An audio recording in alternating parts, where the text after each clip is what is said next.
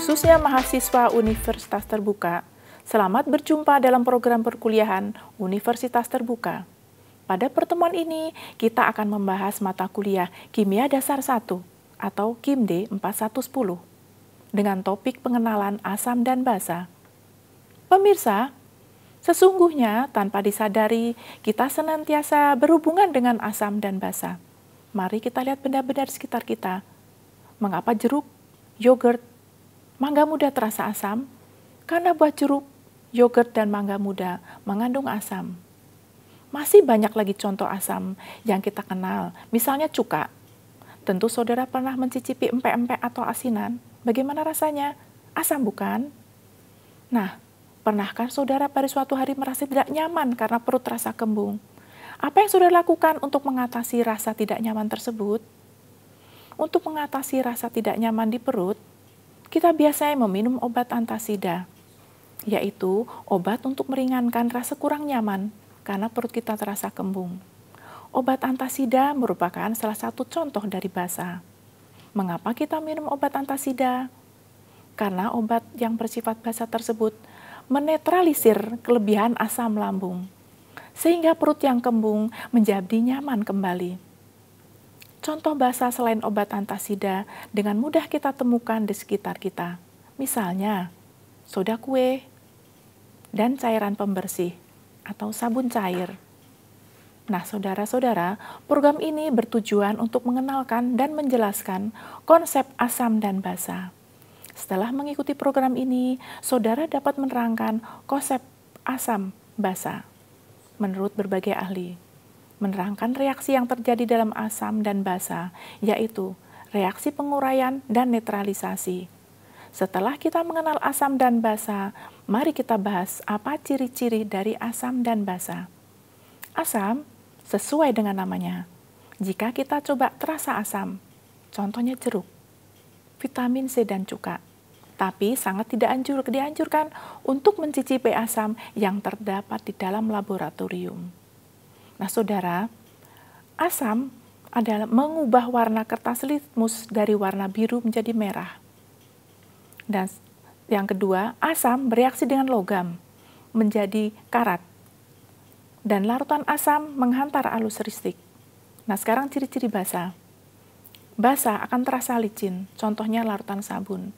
Dan basa mengubah warna kertas litmus dari warna merah menjadi biru. Seperti juga larutan asam, larutan basa juga menghantarkan arus listrik. Saudara, mari kita membahas konsep asam dan basa.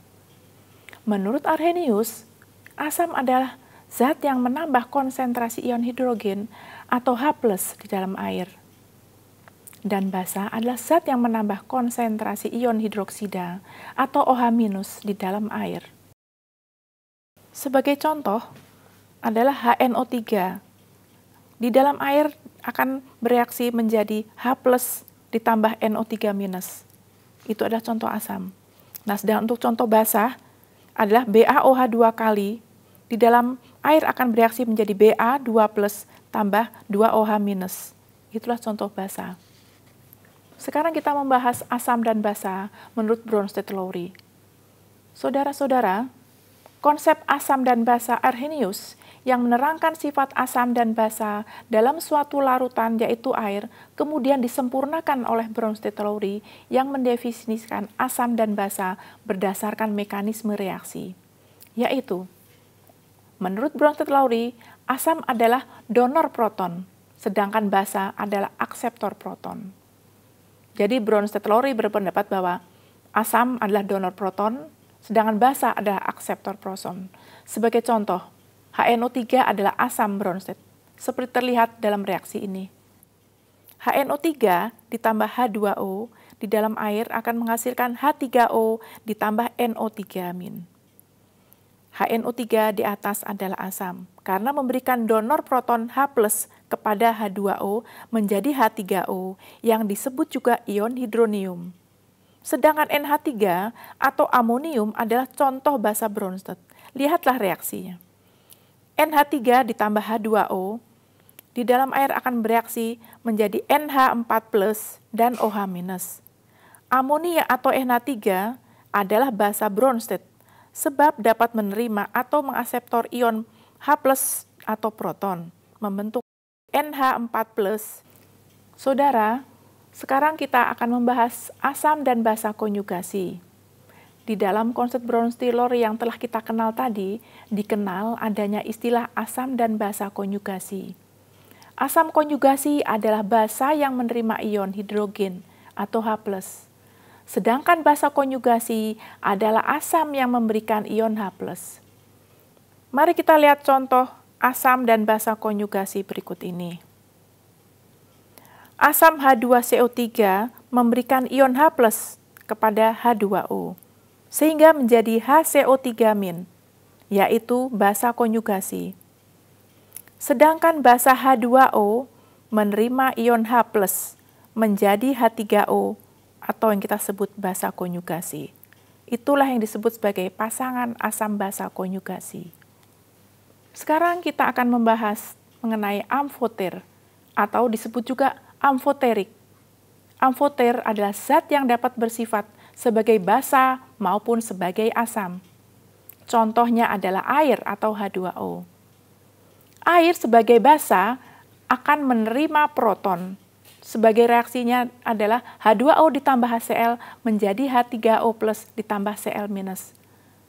Sedangkan sebagai asam, dia akan memberikan proton, seperti reaksi berikut ini, yaitu H2O ditambah NH3 menjadi OH- ditambah NH4+. Mari kita melihat gambar berikut ini. Di sini terlihat adalah H2O sebagai asam dan H2O sebagai basa. Mari kita lihat yang H2O sebagai asam. Dalam H2O yang bertindak sebagai asam, terlihat bahwa dia memberikan proton H+. Sedangkan H2O yang bersifat sebagai basa, terlihat bahwa dia menerima proton atau menerima H+. Saudara sekalian, mari kita membahas asam dan basa menurut Lewis. Tadi kita telah membahas definisi Brown-Stiller yang menyatakan bahwa asam adalah zat yang memberikan proton atau H+. Ternyata mempunyai keterbatasan, yaitu tidak berlaku untuk zat yang tidak dapat memberikan proton. Keterbatasan ini diatasi oleh John Lewis, yang mendefinisikan asam dan basa berdasarkan struktur elektronik satu zat. Asam Lewis adalah zat yang menerima pasangan elektron atau akseptor pasangan elektron, sedangkan basa Lewis adalah zat yang memberikan pasangan elektron atau disebut juga donor pasangan elektron. Di sini kita lihat bahwa reaksi BF3 menerima pasangan elektron dari NH3. Jadi, BF3 adalah asam Lewis. Nah, sedangkan NH3 memberikan atau mendonorkan pasangan elektronnya kepada BF3. Jadi, NH3 adalah basa Lewis. Sekarang kita akan membahas mengenai kekuatan asam dan basa. Pertama, kita akan membahas asam kuat dan asam lemah. Asam kuat, contohnya adalah HCl, terurai sempurna dalam air menjadi ion-ion H+ dan Cl-. Sedangkan asam lemah atau HF hanya sebagian yang terdisosiasi di dalam air menjadi ion H+ dan ion F-, tapi masih terdapat molekul HF dalam larutannya.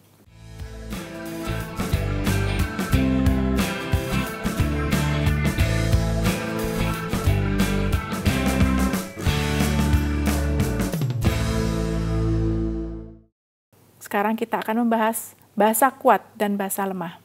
Saudara, basa kuat atau sebagai contoh adalah NaOH akan terurai sempurna dalam air menjadi ion-ion Na+ dan OH-. Sedangkan basa lemah, contohnya adalah NH3, hanya sebagian yang terdisosiasi di dalam air menjadi ion NH4+ dan OH-. Tapi masih terdapat molekul NH3 dalam larutan.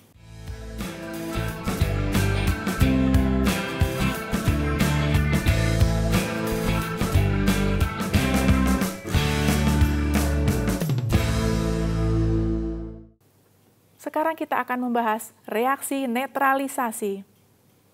Reaksi asam dan basa dikenal sebagai reaksi netralisasi. Reaksi netralisasi ini ialah reaksi antara asam dan basa yang menghasilkan garam dan air. Sebagai contoh, HCl ditambah NaOH akan menjadi NaCl tambah H2O. NaCl adalah garam yang kita kenal sehari-hari. Dan contoh kedua adalah H2SO4 ditambah 2NH4OH akan menjadi NH42SO4 ditambah 2H2O. Pemirsa, khususnya mahasiswa Universitas Terbuka, sampai di sini perjumpaan kita kali ini. Semoga tayangan ini bermanfaat bagi Anda. Selamat belajar dan sukses selalu.